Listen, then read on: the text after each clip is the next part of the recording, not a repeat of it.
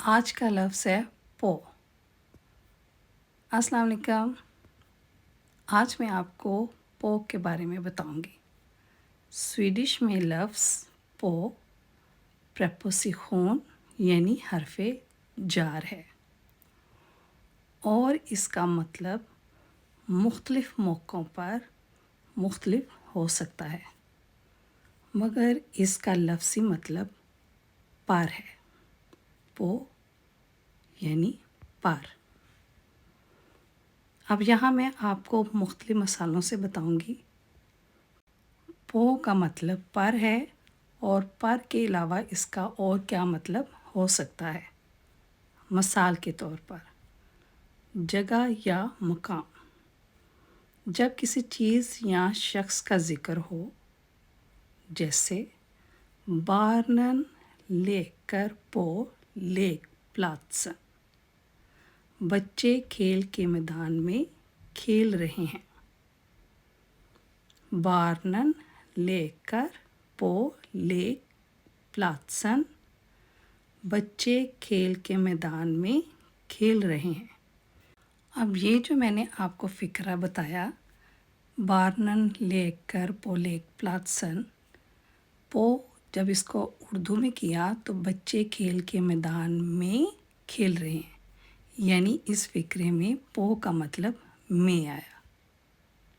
एक और मिसाल के साथ, याग एर पो कंतूरत, मैं दफ्तर में हूँ।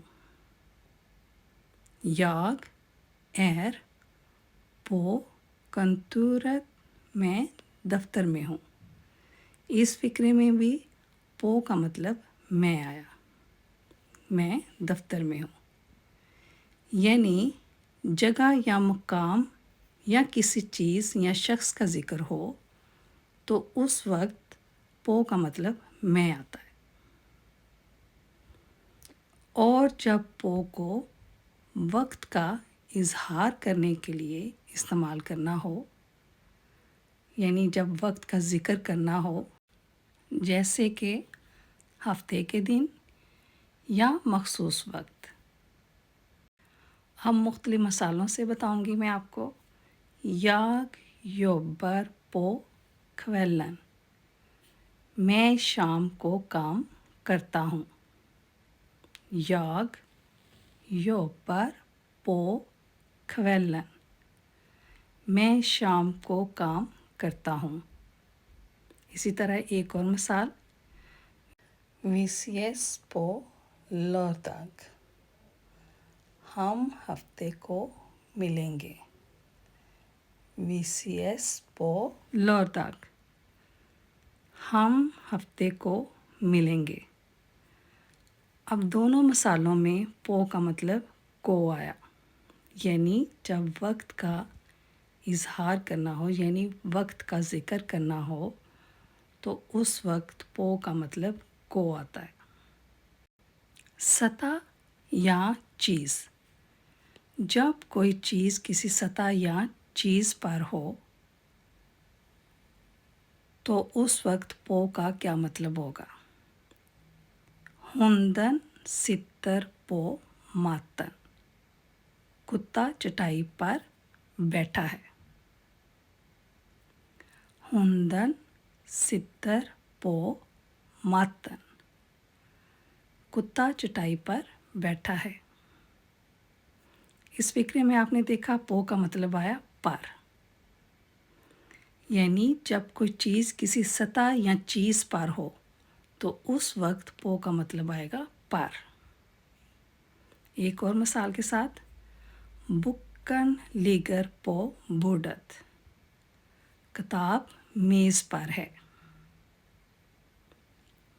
बुक्कन लीगर पो बूडत, किताब मेज़ पर है। यहाँ भी पो का मतलब पर आया।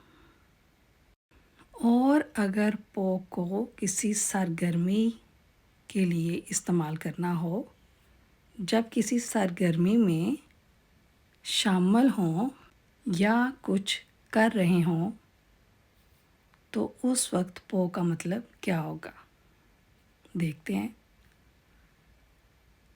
जैसे Han är på bio, वो सिनेमा में है। यहाँ पो का मतलब आया में। Han är på bio, वो सिनेमा में है। दूसरी मिसाल के साथ, Han är på möte, वो मीटिंग में है। Han är på möte, वो मीटिंग में है। जब किसी सरगर्मी में शामिल हों या कुछ कर रहे हों तो उस वक्त जब आप कोई फ़िक्रे में पो इस्तेमाल करेंगे तो उसका मतलब आएगा मैं। तशबीहात में अगर पो को इस्तेमाल करेंगे फ़िक्रे में तो उसका क्या मतलब आएगा? ये मुहावरों या मजाजी जुमलों में भी इस्तेमाल हो सकता है। मिसाल के तौर पर, Han är på gott humör, वो अच्छे मूड में है। Han är på gott humör, वो अच्छे मूड में है। यहाँ जो पो का मतलब आया वो है मैं। मुख्तसर ये कि इन सब मसालों से ये वाज़ह हुआ कि पो का इस्तेमाल जगह, वक्त या किसी सतह या चीज़ के साथ राब्ते का इजहार करने के लिए इस्तेमाल होता है और पो का मतलब मुख्तलिफ मौक़ों पर में या को हो सकता है। अपनी दुआओं में याद रखिएगा। मिलती हूँ एक नई वीडियो के साथ। अल्लाह हाफिज़।